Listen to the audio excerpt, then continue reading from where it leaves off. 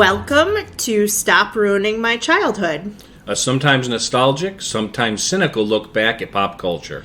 Join us as we revisit movies, cartoons, and live-action TV of the 80s and 90s and ask the question, does this hold up, or did I just ruin my childhood? My name is Megan. And I'm Steve. And today we are reviewing Manimal, which is a forgotten live-action TV show of 1983. It aired on NBC, but you can find it on YouTube in Spanish and English. Yes. And possibly Italian. Probably Spanish first, and you really got to dig to find it in English. Yeah, that's exactly what happened. So if you want to watch Manimal and you don't want to have to dig around for it like we did, you can visit our blog at stopruiningmychildhood.com. We have a tab, Watch With Us, and that is our blog. So all of the links for the show and for our nostalgic snack, which we're going to talk about in a minute, all those links are on there and you can watch along with us and have a good time. So, Steve, what is your nostalgic snack today? Today's non-sponsored snack is Barnum's Animal Crackers. Now, you went out and got a thing of Barnum's Animal Crackers for us today, and I have them in front of them, and they do, it's kind of like I remember my childhood, but the first issue I'm going to say is it's in a package. Yeah. Instead of the iconic cardboard box that looked like a zoo train carriage. So that's interesting because why don't you try some and while you have them I'll talk. Sure. There's a little crinkling of the bag. I will have a camel. Okay. So yeah, the animal crackers we picked for today because we're doing Manimal. And they actually started in Britain, but then they were part of Stauffer's Biscuit Company in 1871. And then Nabisco basically eventually took over that company. But they've been Barnum's Animals since 1902 with that classic circus design until the circus ended. And so when the circus ended, Nabisco apparently was contacted by PETA, the People for the Ethical Treatment of Animals, and they were like, hey, can you maybe redesign this to make it more accurate? So that's why now if you buy them, they have kind of like a jungle background. Although I have to tell you that there are a few versions where you can still get the circus. Okay. So if you look on Amazon, it kind of depends which packaging you're getting. Yeah, this now just has a big picture of all the animals kind of walking towards you together, prey and predators. It's very illogical. It doesn't make a lot of sense. It's like the Garden of Eden. They're just all happy all together. Until you eat them. Until you eat them, yes. But they're not eating each other. Well, all right, how are the... basically, if you've never had a Barnum's Animal Cracker, they're not really a cracker. They're actually more like a shortbread cookie. Yeah, it always confused me with animal crackers in my soup, and I wondered if, like, the 1930s, that's the Shirley Temple song, which Shirley Temple is a big part of my childhood, and also the Marx Brothers movies, Animal Crackers. Right. I always wondered if maybe the original version was more like a cracker. Because these really are more of a shortbread cookie. They even have that sweeter aftertaste a little bit. I mean, they're kind of a plain taste to them, but I like them. They're not super sweet. They're like a graham cracker? Kind of, yeah. Yeah. Like a cross between a graham cracker and a shortbread cookie. So here's the deal. Steve is having this snack today because they do have gluten-free versions of animal crackers, but we don't have a Patreon right now. Okay, if we had a Patreon where, like, people were donating and we could use that money, like, to rent the movies or to buy the snacks, that'd be fine. The gluten-free version was $6.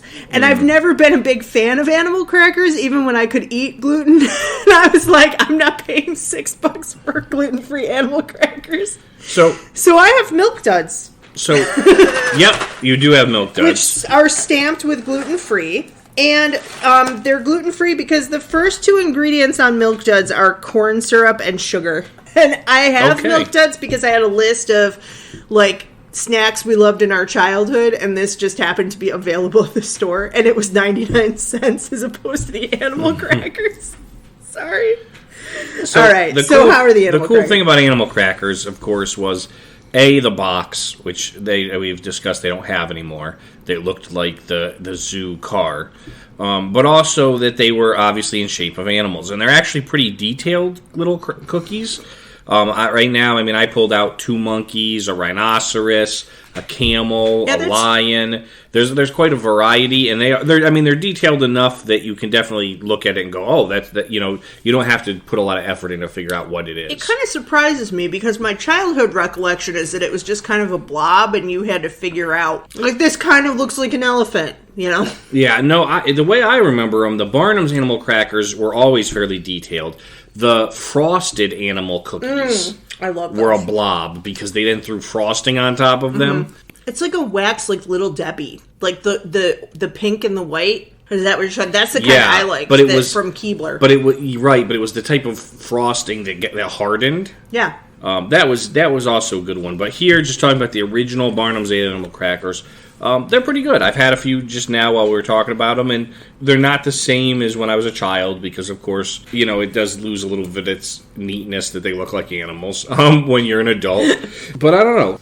Oh, wait, I want to say before you do yours, so Sure. The Milk Duds. Okay, here's the difference. Megan, as a kid, loved Milk Duds. Like, this is a candy that I would only get, like, at the movie theater sometimes if my parents had the $4 that you have to buy it. And the difference of eating these an adult, first of all, they're a lot sweeter than I remember. Because they're basically a very hard caramel covered with, like, a waxy kind of chocolate. But also, here's my concern. I feel like they're going to rip all the fillings out of my mouth. So, like, as a kid, I probably would have, like, kept shoving them in my mouth and have this, like, big hard ball of caramel. As an adult, I'm like, how much is this going to cost me in dental work? Yes. So I feel like I'm ruining my child a little bit by trying to revisit Milk Duds. All right, so 1 out of 5 for the snack, 1 out of 10 for the TV show. We're looking at Panthers today. 1 out of 5. What do you give them? Like I said, they hold up because they are kind of what I remember. They're not anything crazy sugary or really addictive to eat. Like, I had 2 or 3 of them, but it's not like I feel like I need to eat the whole bag. Yeah. So I would give them a 3 out of 5. Okay, they're okay. Yeah, it's not. I would eat them again. If they were in my cupboard, I would say, and I wanted a snack, I would probably have animal crackers. I feel like animal crackers, if you have a really picky kid, animal crackers are that, like, when kids go through that phase where they just want, like, spaghetti with butter on it, animal crackers are for those kids. Because they are kind of plain. Yeah, they're very plain and they're bland, but they're a little bit sweet. All right, yeah, good. 3 out of 5. I'd probably say the same for the Milk Duds, I guess. I know that's not our official thing, but they're a little bit too hard. I feel so sad saying this because I feel like this is a weird grown-up thing to say, but there's a chocolatier down the road who they make their own caramels, and I'm like, I would rather spend my money, like, for $1 on, like, 3 really good crafted caramels than a box of Milk Duds. Quality chocolate. That's what I'm all about, I guess. Okay, so good. 3 out of 5. Okay, so we're going to summarize Manimal in a minute, but again, for people who haven't heard us before, we always do a cartoon and then a live action TV and then a movie. So we're in the middle of that cycle. We just talked about G.I. Joe last week, and today is our live action TV, and then next week we'll talk about Splash. Yep. So that's kind of where we are. We're going to do a summary, and then I have some fun facts, and Steve has some fun facts, and then we'll take a break, and then we'll get into our memories, and we'll do the full recap and review. So, tell the people about the episodes we watched. So, first off, I'm going to start off with a summary of Manimal. And I'm going to do it in the best way that I know how, which is through the opening narration of the show. Okay. I'm not going to do it as much justice as William Conrad, who originally recited the intro. But here we go. Dr. Jonathan Chase, wealthy, young, handsome. A man with the brightest of futures. A man with the darkest of pasts. From Africa's deepest recesses to the rarefied peaks of Tibet. Heir to his father's legacy of the world's darkest mysteries. Jonathan Chase, master of the secrets that divide man from animal, animal from man. Manimal. So we watched 2 episodes. We watched episode 4. There were only 8 episodes aired. Right, and we'll get into that a little bit when we talk Yeah, about the but history we of watched episode 4, which is the female of the species. it. Yep, and this was basically an episode that was about a girl who was lost as a young child and was raised by wolves. So it's not the most original storyline. I mean, this is kind of Tarzan, right? Yeah. And we've seen a number of other shows or books try to adapt this same theory. Like a feral child. Of a feral child, yes, exactly. And so this professor at a local college finds this girl who'd been raised by wolves, and he's kind of showing her off as a spectacle. Jonathan Chase, who's the main character, who also, it seems like, is a zoologist. He has his own really wealthy house that also has like a zoo or animal hospital in the basement, where he keeps animals, but it looks like he keeps them very respectfully. Like, they have their own containment places, but it's not like a cage. They have their own little habitats. Yeah, it's a habitat. It was really odd, though, because the top of the house is just a normal mansion. But then he has like an underground like zoo habitat. it's in the middle of a city. Yeah. So he starts trying to help the girl. Someone tries to kill her right off the bat, and he gets called in along with his partner, which is Detective Brooke Mackenzie, and she's kind of the cop of the whole story. And so what you have is, again, a reoccurring theme we see in TV shows where you have some kind of a specialist partnered with a police officer. Yes. To help solve crimes or mysteries. The amateur detective plus the official law enforcement. Yeah, the official law enforcement detective. Yeah. And so he's called in, and so he ends up coming in, and during this whole exchange of him trying to help her find her memories, as well as doing a little bit of like My Fair Lady, where he's like trying to civilize her at the same time. They come to find out that she's actually like the heiress to like a really big company, and her parents were killed on purpose, and they thought they'd killed her too on a boat safari. Yeah, they figured and that out. And that's where she got lost as like a 4 or 5 year old kid and raised by wolves the rest of her life. They figured that out through like weird play therapy, which, by the way, he opened a panel in his floor and had water. No, that was his hot tub. Yeah, and he put a board over it so they could sit over it and use it as a pond. I don't mean to get into too many details as we're doing the summary, but we can, So at any rate, they're using the hot tub. They do play therapy, and but also at the same time, his best friend Tyrone, who's like an amateur detective. He's like his sidekick, but Tyrone also like does a little bit of amateur like snooping, and so he goes back and looks through the files and finds that like around the time that they thought she went missing or whatever, there was this family that was supposedly killed and the daughter was never found. Right. And so between that and the play therapy, they're able to kind of put the whole case together. And so of course it comes down to a point where they're in mortal danger because the bad guys catch her and they're going to kill her to get rid of her.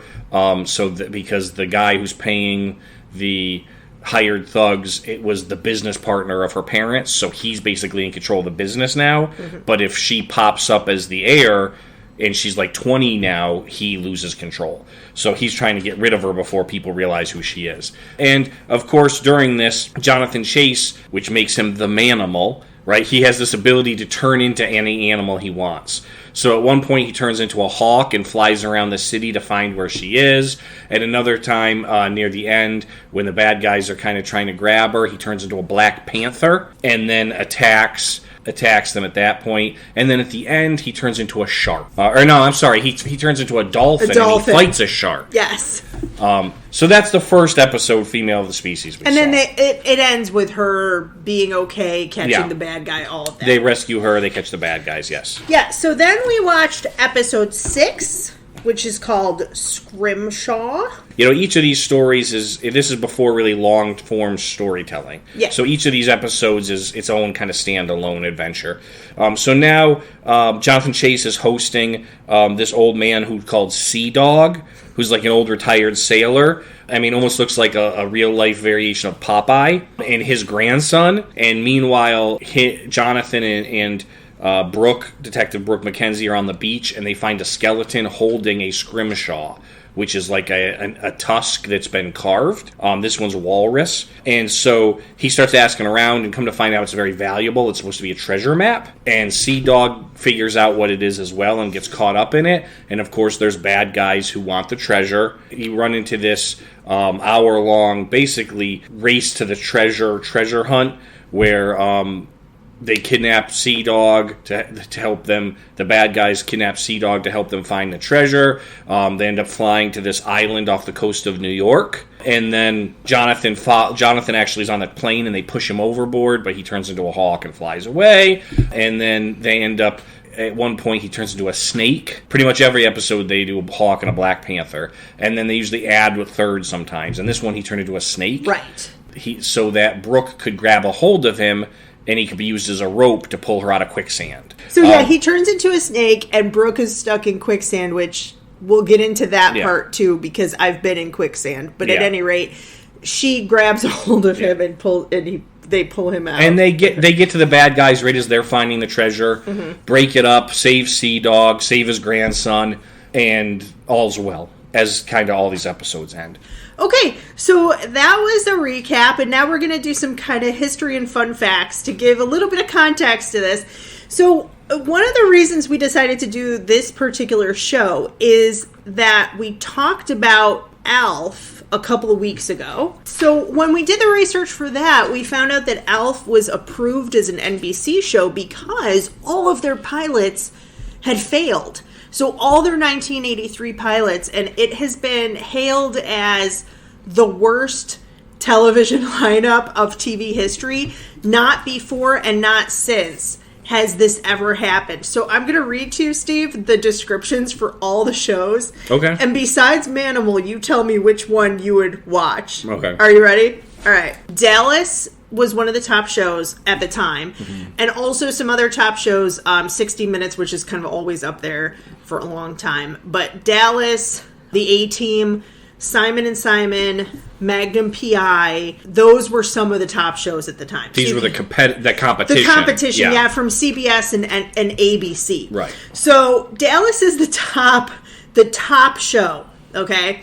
And it's a soap about a family of Texas oil barons. So NBC runs The Yellow Rose, which is a soap opera about a family of Texas oil barons. Then we have Mr. Smith, which is a political advisor, and you would think it would be like Mr. Smith Goes to Washington.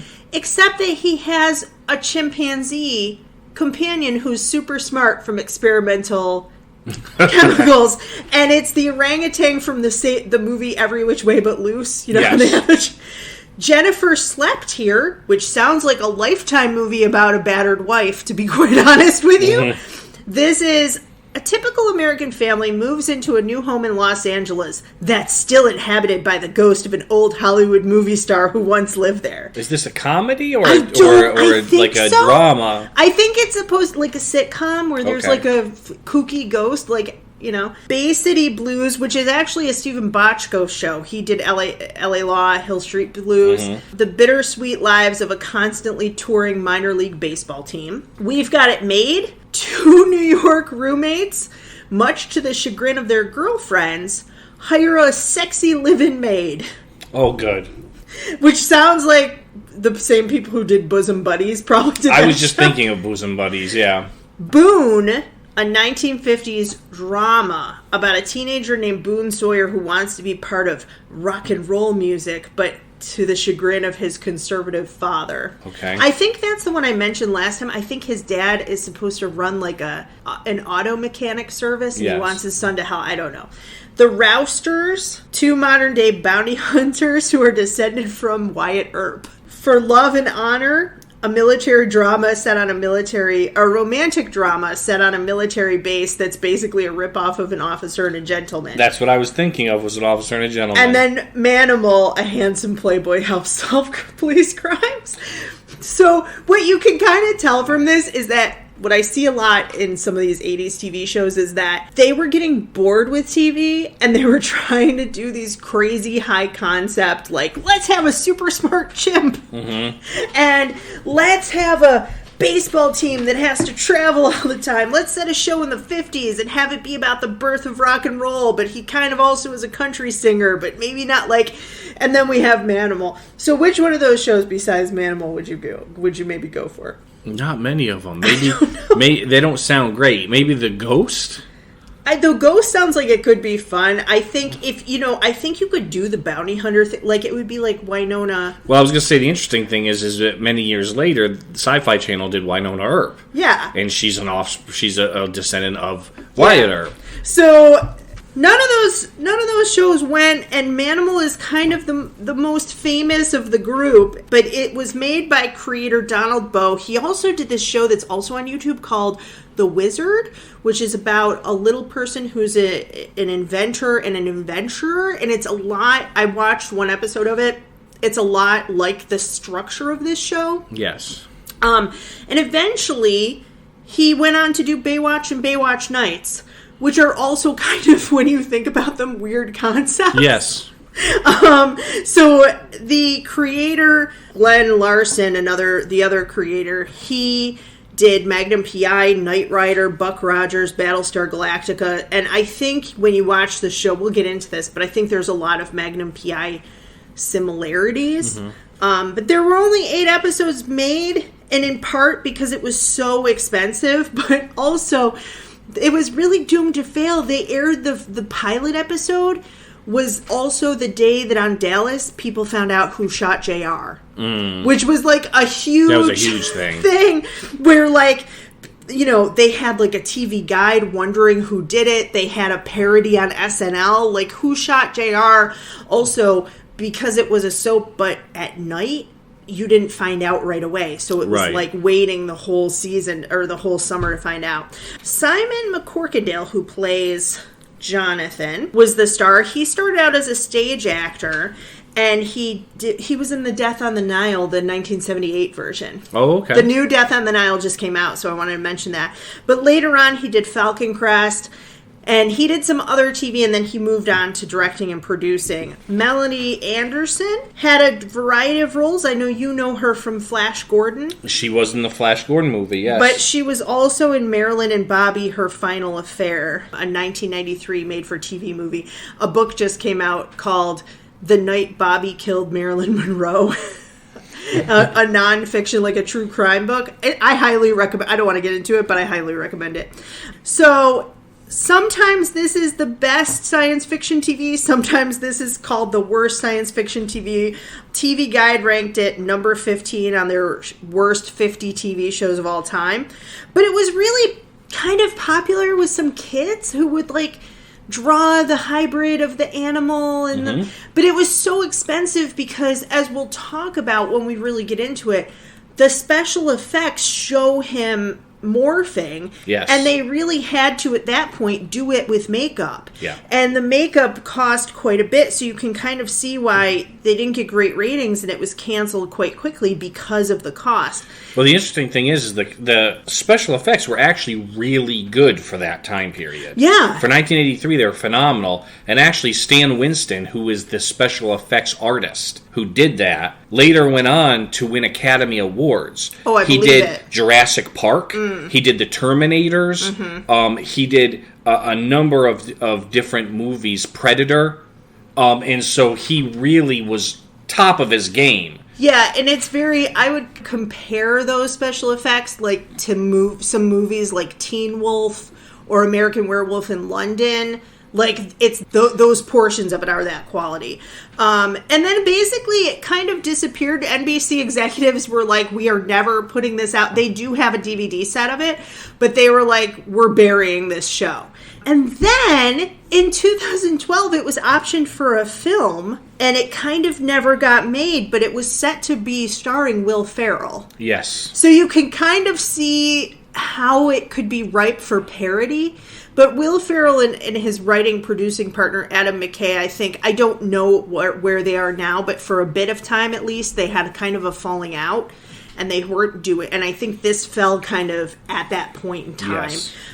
Which is kind of unfortunate because they had writers from Key and Peele set to do the script, and I think it might have been, it would have either been, Will Ferrell's movies are either like a total hit or a total miss. Yeah. And you could see this kind of going either way. It would have been interesting to do as a comedy. Yeah. Because of everything within it. But, where this was really investigative drama, a mystery drama, sci-fi kind of show. Yeah, and it's a really high concept. They do the makeup really well, but they kind of didn't have the budget or the production value to kind of see it through. Yeah. And especially airing it up against Dallas, look, you were never gonna, especially the height of Dallas. Maybe if Dallas was in its limping last season, but Right. at the height of Dallas, I don't think you're gonna make it. So we're gonna take a pause here, and when we come back, we'll talk about our memories, if we have them, in the 8 weeks that this ran, and then we'll get into our full review and recap. This podcast is supported by its creators. And listeners like you. Help keep our show ad-free by visiting our website, stopruiningmychildhood.com. There you can find links to our social media. And this very podcast you're currently listening to. Both Megan and I are authors, and you can find links to our books on our About page. And on our Watch With Us page, you can find videos and links for all the shows and movies we discuss on the podcast. And more importantly, links to buy the nostalgic snacks we review as well. We also post bonus content about once a month. So like, subscribe, and follow. For a small independent podcast like ours, it really does make a difference. Thanks. And now back to the show. Okay, hi everybody, we're back. My name is Megan. And I'm Steve. And we're going to talk about our memories of Manimal. I'm going to go first. I don't have any.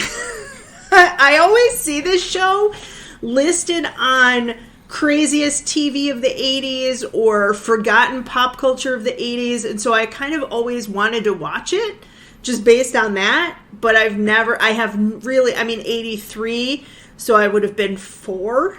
Mm-hmm. And not probably allowed to even stay up long enough to watch Manimal. But you were a little bit older, and not much, but a tiny bit. I was 6 years old when Manimal came out. Yeah. And I remember it vividly. You loved it. I loved it. And if you had told me, I don't remember it only being 8 episodes, but then again, I was a child, right? Right. I remember seeing, I may have seen all 8 episodes. I don't recall. But, it stands out. The opening scene, or the pieces where it shows him, the visual effects where it shows him morphing, and his face changing. If he's turning into a hawk, like he starts to grow feathers. His eye changes. You see the talons. Or when he turns into a panther, you see his actual snout coming out. That, I could have described that opening to you now, 39 years later. And I only saw it then. I haven't seen it in 39 years. Right, because they didn't have reruns. But I thought it was the coolest thing ever. The concept that this guy could turn into an animal, any animal he wanted. I think now we only watched 2 episodes, but if I recall, in one episode he turns into a parrot to spy on people in a room. It was really interesting, but I do remember as a young kid being confused because I thought they call him Manimal. Right. Because it's a combination of animal and man. Mm-hmm. I thought it was a combination of man and mammal. And so I was really confused when he could turn into a bird. Or a snake. And I'm like, wait a second, those are mammal, right? Because of course you're a kid. Yeah. I like that at 6 you knew what a mammal was, though. That's good. Yes. Steve, why do you think it's because he's kind of like a superhero that it had such a big impression? I think so. It's a power. Right. That's a superpower almost, to be able to turn into any animal you want. And as a kid who's into, dinosaurs and animals, that's really cool. Yeah. It would be, if they had like a guy that turned into dinosaurs, that would be a cool show too. That would be a really cool show. Right? And so, yeah, I for some reason, this really left a mark in my memory. Even though I haven't seen it in almost 40 years now, and watching it again kind of brought stuff up. Again, it's been, I don't know, it wasn't that, I didn't remember the storylines since I was 6. Right. But it still held up. It was a guy that turns into animals and solves crimes, right? this is obviously Steve's pick because he remembered it. But one of the reasons I wanted to do this is because there are these things from our childhood. One of mine we're going to watch in a couple weeks is called Small Wonder. And there's another thing that if I can find it, the Hug-a-Bunch movie. There are these weird things that you see like once when you're like 5 or 6 and you're like, was that like a fever dream? Like, did I imagine, this thing happening? And I think this is one of those things that a lot of people are like, oh my gosh, like I remember seeing that. It was so crazy. Or, oh, we used to draw the Manimal transformations at school, those kind of things. So you have good memories of it.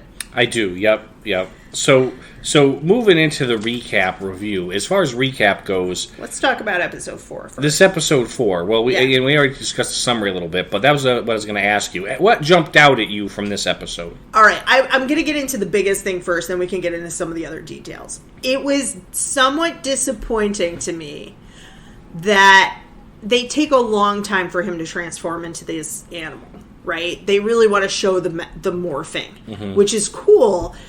But he's only an animal for like 45 seconds, and then he's back to a man. And this girl was raised by wolves, and there's so much there where he could have been a wolf. He never transforms into a wolf. Yeah. At the time he transforms into a panther, she climbs into the wolf cage at the zoo. Yep. And he transforms into a panther and jumps in. And I look at Steve and I go, not a wolf?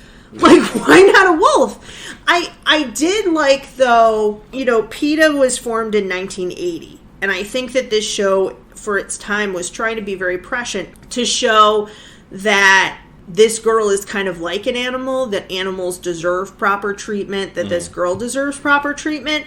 And that was cool. And also that he does these things, like he holds out his hands to her, like palms up. He's making these animal gestures, and he has animal traits even when he's a human, right? There's like heightened senses. He hears things other people can't hear. He smells things sometimes other people can't smell. So that was kind of cool. I thought the same thing as you did, but again, as I'm thinking about this, especially in 1983, as an adult now, I'm looking back on it and going, they probably had a very limited selection of trained animals.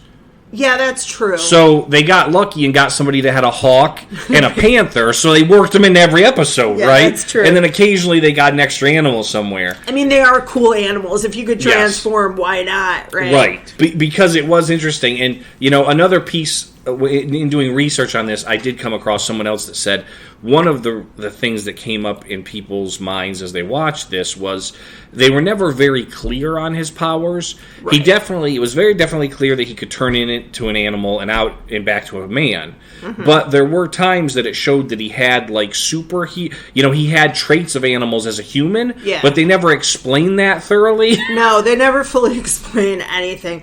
I'm going to link in our blog, because he mentioned when they're talking about her being a feral child, he runs off like, well, there's this person, there's like the Gazelle Boy, and there was Romulus and Remus, but he names like 2 or 3 feral children stories, and I looked them up, and some of them are fake, like the Gazelle Boy.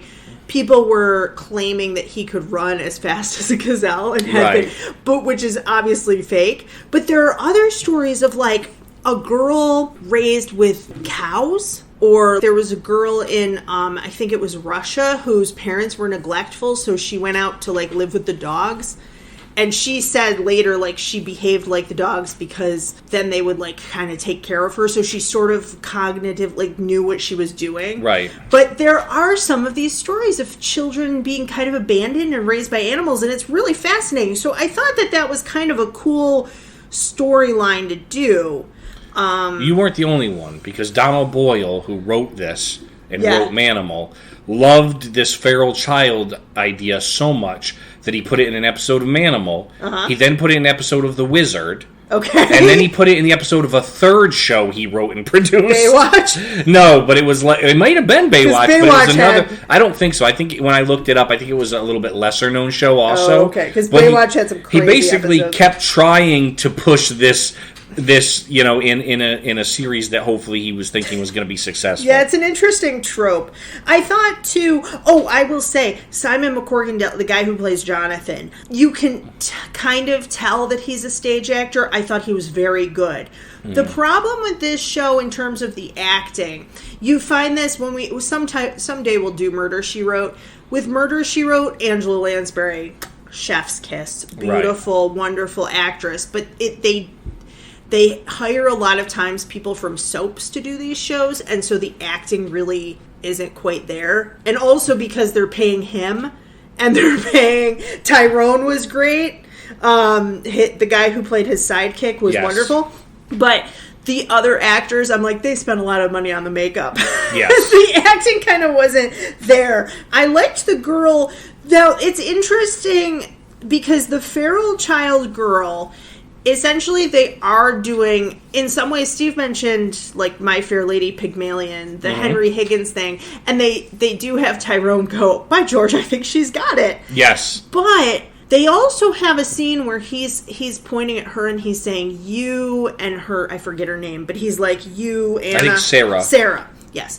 You, Sarah, girl, me, Jonathan, boy. And it is, to me, it was a lot like the Helen Keller story, which they had just redone by that point with Melissa Gilbert as Helen Keller. Yeah. The Miracle Worker. Yes. It reminded me a lot of that. But she kind of, at one point, Sarah throws herself at Jonathan and basically tries to mate with him almost. Yeah, it was really awkward. It's very awkward. Because obviously, too, she is beautiful. She's beautiful, and they've got her cleaned up, but Brooke McKenzie, the detective, is also helping in there. Like, she gives the girl a bath. Obviously, it wouldn't have been appropriate, right? But they're obviously trying to set the stage of, like, a romantic connection between Jonathan and Detective Brooke McKenzie. Yeah. Right? There's times, even, like, in the other episode we watched where they're walking on the beach together and he's kind of checking her out a little bit, right? There's connections between the two of them. And then this girl is, like, very aggressively trying to claim him. And her territory, too. Yes. She tries to claim her territory, which, by the way, they basically go, well, this is how she's been living. She'll be fine right here. And they leave her in, like, the vestibule in a corner of the house. Like, she doesn't even get a mattress or even a couch. Yeah. And Tyrone comes in from what we can only assume is a costume party. Yes. And he's clanking around in armor, and she goes crazy and kind of like the way a dog would be, very territorial, or I suppose a wolf. And he has this weird thing where he clanks around and falls over a couch, and it's supposed to be the comedic break in the show, like a little bit of humor, but it's not. Like, I put in my notes, is this supposed to be funny? I'm so confused because we haven't seen Tyrone up to this point. Right. So it's just a guy coming in the house in armor and you don't know who he is if you haven't seen the show before. And I wasn't clear, I guess later on we do see in the other episode, but here I was not sure if his partner, if Brooke knew. I didn't know whether she was aware or not because I don't think we see her watching him have, the extrasensory kind of perception, but we don't see him, like, transform. But he does transform forward and back in front of Sarah, the feral child. And I wrote my notes like, has she not been traumatized enough? Now she thinks she's a wolf, and now this guy is transforming into a panther in front of her. Oh, my word. He does. And they mention it in one of the other episodes, I think, or possibly it was during my research when I was reading up on the show. But Tyrone and Brooke know that he can turn into animals. Right. They're the only two individuals that know. Okay. Because Tyrone basically, like, lives with him too. Tyrone was, as you mentioned him, it plays by Michael D. Roberts, who was in a number of other things after this as well, and he's the comic relief. Right. You've got him. Luckily, he's in the suit of armor because she attacks him. Yes. And I think he falls in the hot tub, right? Yeah. He falls in the hot tub, or over the, I forget which one I think it's in the hot tub, which is even funnier. Which also, the hot tub it's a mansion, but it's so 80s. The hot tub is, like, in the middle of the living room. Yeah. And also, I put, is this an indoor-outdoor room, question mark? Like, I had so many questions about this show. There's another scene where they're doing research, and this was a great piece that was dated because they walk into a room and the whole room is a computer. Yes. Because so like Apple started in 76, but the Macintosh didn't come out till 84. Yep. So really personal computers were just at the beginning, and this is like Willy Wonka where they're trying to get the answer out of the computer and it's huge. It's a whole room and it spits out like one little card, you know? So I thought that was kind of a neat throwback. But I liked that Sarah is running around. She's older, but she is very much like a child, and she's like, we're going to talk about Splash next week, but she's kind of like the mermaid in Splash, where everything is new to her. Yes. So she's playing with soap bubbles, and she's like pointing at the clock, and she's like clapping at the boat that's floating around and all of that. So that part was kind of fun. But I thought that it was an interesting kind of mystery, even though we find out pretty early on who's doing this and why. But them discovering it was kind of neat. But when he becomes a dolphin to save her toward the end, they loop the footage of the dolphin. So it's just like 1 5-second clip that they play like 3 different times. But swimming, yes. Of the dolphin swimming and going backwards with its like flippers. Yeah. So I just thought there were a lot of things here that were unintentionally funny. Right. Some of them too, as I was thinking, like we mentioned, the kind of absurdity or 80s-ness of the hot tub being in the middle of the living room, right? Yeah. But I think part of this too was the writers of this show were trying to make him, they say rich, handsome, like he's supposed to be like a playboy. Yeah. And then that's a superhero trope, right? It's almost like Batman, who's Bruce Wayne, who's this lavish playboy, and then also he's a superhero. The problem is Simon McCordendale is way too classy. He really is. To pull off being like a sleazy playboy that would have like hot tub parties in his living room. So here's what I would compare it to. Castle is kind of the same setup. You have the female detective and then the amateur male detective. With Rick Castle, he's playing that playboy role. He's never totally sleazy, but especially in the beginning seasons of that show, he's a little smarmy. Yeah. He's with a lot of different women, and he's got this, penthouse apartment, and the daughter kind of grounds him, but if not for that, he would be just out living his best life. Yes. I mean, not that having the daughter doesn't make him live his best life, but he would be like YOLO, Right, you only live once. And I think they wanted to go for that with this guy, but you're right, he doesn't kind of quite, what's the show with Pierce Brosnan? Remington Steele, I feel like that Pierce Brosnan plays more, if I'm recalling correctly, I could be wrong, but I think he plays more of that, like, swinging playboy, devil-may-care kind of attitude. And Simon McCorkindale comes off more like, I really care about animals and I want to save the world. And I'm a nice guy. I'm a nice guy. Yeah, I'm rich, but I also am just, like, he never comes off as being inappropriate with women or, trying, even though, like I said, there's sort of some flirtiness between him and Brooke, but it's always appropriate flirtiness. It's never like he's, making innuendo or anything like that. And, of course, that, too, could just be, from the stage. Right, he had kind of a classically trained acting background. He continued on, as you mentioned, Falcon Crest, and he even after that, even when he was producing and directing, he continued acting, and he was in a number of shows in London, TV shows, and he was actually still on a TV show right up until his death in 2010. Oh, wow. He actually didn't let anyone else know that he was suffering from bowel cancer. Oh, that's sad. And he was going through treatments, and then he passed away right after the wrapping, I think, of the final season of the show that he was Listen, don't bring down the show. No, Siri, what I was going to say, too, is I'm really glad that he had a really long and fulfilling career, because he is such a great actor. Yeah. But imagine Ted Danson in this part. We talked about Cheers a couple weeks ago.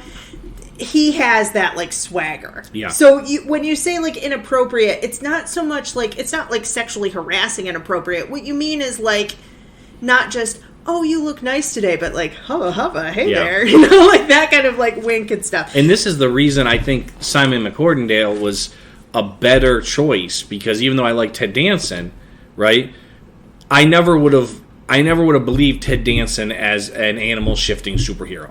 No, right? But he could play the other part. Simon had that stoicism that kind of says hero. Yeah. Right? And so it says my parents have been murdered like Batman. Yes. Yet at the same I don't know time, if that's the case. He still did fairly well acting-wise. He still did kind of play into some of the comedy aspects that Tyrone brought in. Yeah, he does. He does. The end of episode 4, just to kind of like pull the end in. So basically he goes, I think she's got it. And she realizes her name and that she's a girl. And then they sit across from each other and smile and the credits roll. Yes. And I wrote in my notes, I know this is a one-off, but honestly, Sarah's going to be messed up for a while. Yeah. Because if you've read any of these stories, the trauma there. But this is a fantasy. Right. It's a superhero fantasy. And in that world, she's saved. And she gets over her crush on him and just apparently disappears. And we never see her again. So in Scrimshaw... So episode 6, Scrimshaw. Scrimshaw was interesting in episode 6 because now this is the second episode that we get to watch. So I start picking up on some tropes that are going on in Manimal. Yes. One of them being the car chase. Yeah. There was a car chase in episode 4. There's a dune buggy chase in episode 6. All right. I hate car chases. And these were really long. Yes. They're really long. There's not a lot of cuts, And look, we talked about G.I. Joe last week. And even that show, like, they cut a lot. There was really interesting edits for a cartoon, especially. This was just like one long shot of a car driving down a road. We also have I noticed another kind of trope is that they try to have like snappy dialogue, but it doesn't kind of come across. Yeah. Corky is the 12-year-old sidekick here. He is Sea Dog's grandson, but they don't really fully make that clear. Yeah, he's kind of a cheap knockoff Chachi. Yeah. and he says things like, she's a seaworthy dame. Yeah, and you're like, he's like 12 or 13. He's trying to pick up on Brooke McKenzie, who's a detective and also like 30. Yes. And he said, and at one point, I wrote this down verbatim. They do a toast, and also Corky's in a seafaring sailor bar with them. And one of the characters goes, here's to the captain, here's to the mate, here's to the ladies who stay up late. Yes. And Corky's like drinking a Shirley Temple. Yeah. Well, the best thing is, too, is when... first they find this skeleton, right? Yeah. And I'm like, okay, I buy that. You can find a skeleton washed up on the beach, especially. And he mentions, being a zoologist, the skeleton actually probably isn't as old as it looks. The crabs and other sea life have picked it clean. Right. Right? Which is interesting. But also, the skeleton's killed by a boomerang stuck in his skull. And they do make sure to say that it was a metal boomerang. But still, that's kind of like the worst, lamest murder weapon ever. Well, and I think you can kind of tell, again, that they're ripping off some movies. And we saw this with another show we did, too, that Indiana Jones is in 1981. I don't know when Crocodile Dundee was, but I want to say it was probably around this time. They're trying to make him an adventurer. And the Magnum PI which I felt the Magnum PI vibes from this before I realized that the creator then went on to just do that show, which it was already on the air. But he also created that show or helped with that show because the idea that you have a very wealthy amateur detective helping to solve crimes, there are some beats there that remind me of Magnum PI, but I haven't watched that show in a long time. But I feel like that was better produced and well done than this was. But there are definitely some of those, the boomerang, the steel-plated boomerang, which also, it's not just in that corpse, it comes back like a boomerang does. Yeah, ironically. So it's stuck in the corpse, but again, making it the worst ever murder weapon. Because if it misses, it comes back at you. Right, that's true. But they try to do it again to somebody else later. So the bad guys kidnapped Sea Dog, and Jonathan Chase goes through this really intricate, time-consuming process of sawing the Scrimshaw in half. Yeah. So he can bring one half to trade for Sea Dog, and then he has the other one as a backup so they don't just kill him. And he basically, give me Sea Dog and I'll give you the other half, right? Yet, the grandson follows him with the other half and gives it to the bad guys. Yeah. Because he's worried about his grandfather, right? Yeah. Which, even though he said this 3 times, and every adult in the situation told him, no, this'll work, trust Jonathan. Well, and also he traps Brooke and Tyrone in with the animals, by the way. Yes. Well, it was with a deer, so it wasn't like an animal that was going to eat them. But she goes, is there any way out? And Tyrone goes, no, he made this escape-proof. How is the deer getting out of there? Yeah. How would the deer have escaped? Well, I think there was like a tiger in the next one over or something. Maybe, but I was just like very... So the bad guys knock out Jonathan, and they kidnap Sea Dog, and I'm going to read you for verbatim the quote I wrote down. And let me see if it's the same as what I put. Sea Dog kidnapped with his idiot grandson. Yeah. But my other favorite part... So they get kidnapped. They're on this... Basically, it's a desert island. And he's like, the wind shifts the sand, and that's how they hid the treasure. Okay. Yeah. But again, with the extrasensory perception, there's a close up of his ear, of Jonathan's ear. She goes, "What's that noise?" And he goes, "Horses." "No, ponies." "Hopefully they found the answer." What? What? First of all, there's not that big of a difference between a horse and a pony. But secondly, how have the ponies found the... I don't understand. There's not a difference to you, Megan, but you're not Manimal. That's true. You're not taking this serious enough. I need to come correct. But, so then she goes in quicksand. All right, here's the deal. Everybody always says... I always was prepared for quicksand and like not for doing taxes, okay? And like it's a joke because all kids shows have quicksand. I actually have been stuck in quicksand. I was hiking in a place where there are a lot of college kids also, and there was evidence that they had like a little bonfire. They're like beer cans, and I found it later on my way out. They moved the sign. Okay. That said danger of quicksand. But basically quicksand happens typically near a body of water. And what happens is that the water comes underneath the sand and also on top. So where I hiked in on this sand trying to get a shot of this waterfall. So the waterfall was an inlet to the bigger river. Right. The water from the river was underneath, the water from the waterfall was on top, and it created this quicksand situation. What I remembered is that quicksand is, you can float in it, basically. Mm-hmm. So if you stretch yourself out, you can float to it. So I kind of like pulled my legs up, floated, and made my way over, by the way, hiking alone, not the smartest thing. But I made my way over to the tree branch, and there was not a tree branch, but the roots of a tree coming down, and I pulled myself out. But it's not actually fast. Yeah. If that makes sense. So this is more like... in Princess Bride, the lightning sand, yes, because she goes down. So he takes a very long time to transform into a snake. Well, I mean, he's not used to snake. He's used to panther and hawk. That's true. And then how does she react, Steve, when he does this? She doesn't want to grab it because she's afraid of snakes.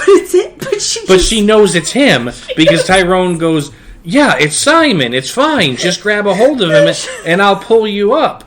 Like a rope." The show is so illogical. And she goes, "Jonathan, why did you have to be a snake? Why couldn't you have become something else?" Well, that's the other thing. Jonathan turns into an animal that has to be used as a rope. Like, he has to be stretched, right? Yes. Why not an elephant? And just put his trunk over it and pull her out. That's a good point, too. But she's so ungrateful. I have way more in these notes. I have so many more questions than I do answers.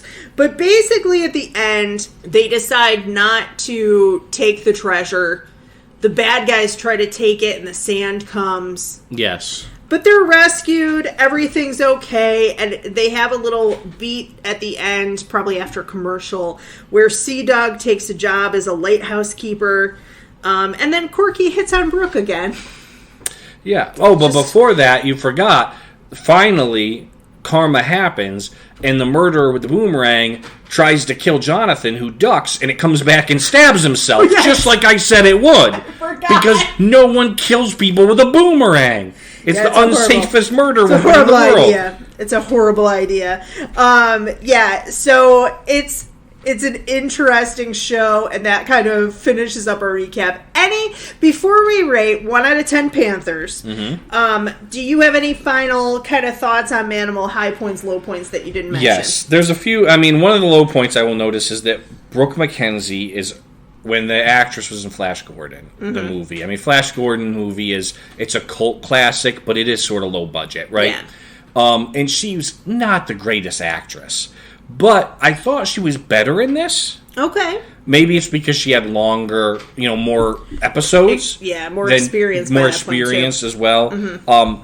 I did feel that, like, her as a detective, of course, this is probably the times, not the show, right? It's the early 80s. She goes to question the business partner of the parents that were murdered, and she's in a skirt, a blouse, and a purse.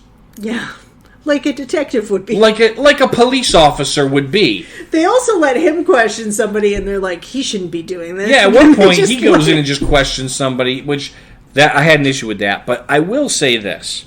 When looking back at it, now, keep in mind, and those of you following along with us, if you follow our blog and you try to watch with us, the YouTube videos we got, the quality's not great. Now, that's not the production quality of the show. It's the quality because you're getting a YouTube video of a show probably off VHS. Most likely, yes. Because that seems to be the only thing you can find it with. The Spanish versions are a lot cleaner, and I think somebody ripped them from the DVDs. But when you look past that, the fact that the recording is a little bit low grade, when you're actually following the storyline itself, I thought the storylines were actually not bad. Yeah. And there were times in both episodes where I felt actual real tension or anxiety. Like at the end of the 4th episode when she's thrown in a crate and dumped in the ocean. He's turning into a dolphin to go save her from a shark, but there was tension. There was anxiety. There was like, oh, I hope he gets there in time. Yeah, I felt like overall, my impression is this. That people make fun of this show for the concept. I don't think the concept's bad. I actually think it's a good concept. There's a guy who has a superpower to turn into animals, and because of that, he uses that to help people, right? Whether or not it's with a detective, but here they're buddied up. I think that the restraints of the time of 1983. I think this was about 20 or 30 years too early. Yeah. If it had been done in the 2000s or 2010, even now, this could be a Disney Plus show. Yeah, here's what I would compare it to. Because he's like a superhero. Right, here's what I would compare it to. I think Disney Plus with like a 15 or 16-year-old, or it's not a network anymore, but a CW show I could see this being, with a younger protagonist. But I also... It kind of reminded me, in terms of the concept, weirdly, of Quantum Leap. That you have a guy with a power helping people. Yes. Right? I mean, there's a lot more to that show, but there's a sci-fi element. He's trying to help people. It's a different thing every week, right? That kind of thing. I think he did not spend enough time as an animal in either of these episodes.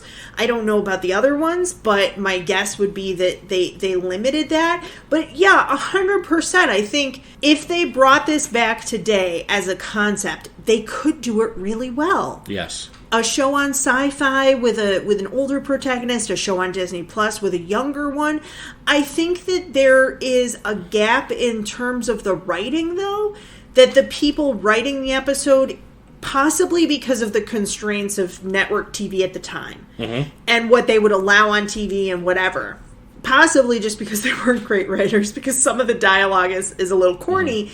But I think that they just didn't execute it well. If they had aired this not against Dallas, but against like a lower rated show, and they had put a little more effort into the script, I don't think the concept's bad. I think it could have really done it. And I think people would have bought it. Like I think of, like, when we're thinking about the ability to do it, HBO Max right now has...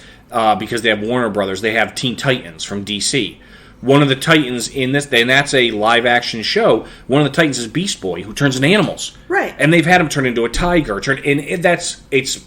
You can believe it, and they have CG, the special effects. And you could CG the morphing, so you wouldn't have to spend so much on makeup. Or, I felt like, do the makeup once and tape it. And then, they've had so much experience doing, like, werewolf shows, werewolf movies, where people morph. Yeah. And I think it's more easier done. But, yeah. And the other piece, too, I would say episode 6, when he's hanging from the plane, there was tension there.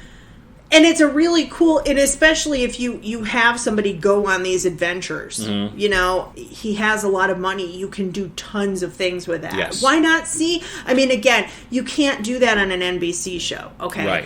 On HBO, on Disney, have him be in Thailand. Yeah. Have him go to Africa. Yep. Have him try to save the whales and be a whale.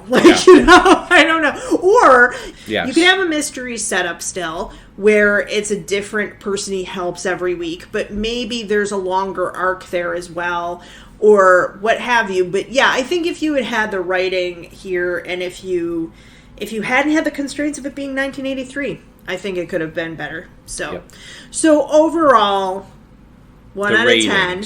1 out of 10 Panthers. What is your rating? I will tell you. First, I'm glad to have had the chance to revisit Manimal. Like I said, it had such a place in my mind. It was one of those shows I would always mention to people, like, oh, you remember this and this and this? People would be like, do you remember this from your childhood? And I'd be like, you remember Manimal? And no one ever remembered Manimal, right? So I guess I was just right place, right time.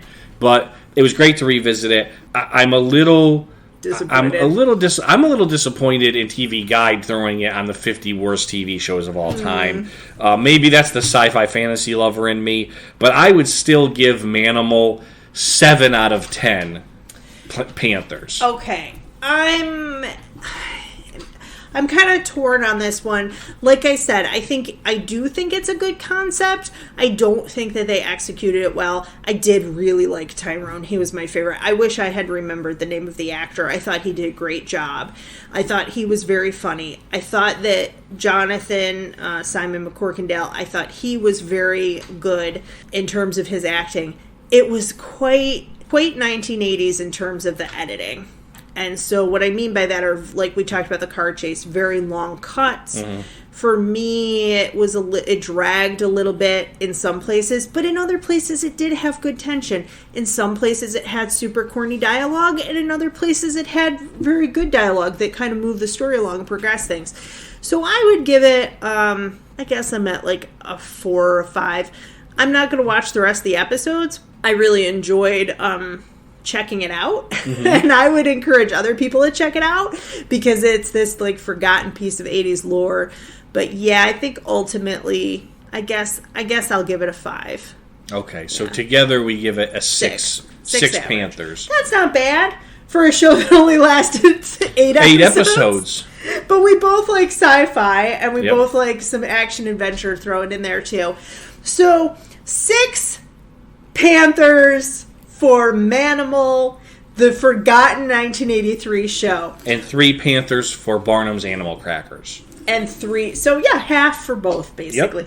And I just want to say, too, if you are listening to this, we also this week put out a bonus episode for the movie Leprechaun because it is St. Patrick's Day. Yes, we did. So we did Leprechaun and Lucky Charms, and that's our first bonus episode that we've ever done. Yep. And because we don't have right now a Patreon or anything like that, we're just putting it alongside our regular feed. So it's just a bonus. It's just a bonus for St. Patrick's Day. So happy St. Patrick's Day, everybody. My name is Megan. And I'm Steve. And you can find us at stopruiningmychildhood.com. Bring back Manimal. We'll see you next week. Thanks, everybody.